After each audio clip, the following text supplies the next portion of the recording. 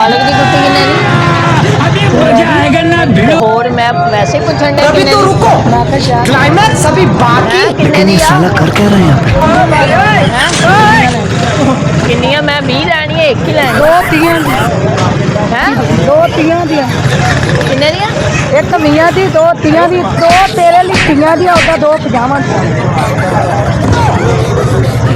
मेरे वास्ते फ्री आ दो तियां दियां 15 नहीं तू मैनू किस खुशी फ्री दे रही मैं क्या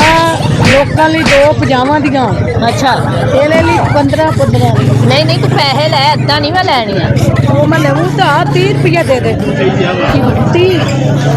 15 तो 15 किन्ने होंदे किन्ने 15 तो 15 किन्ने होंदे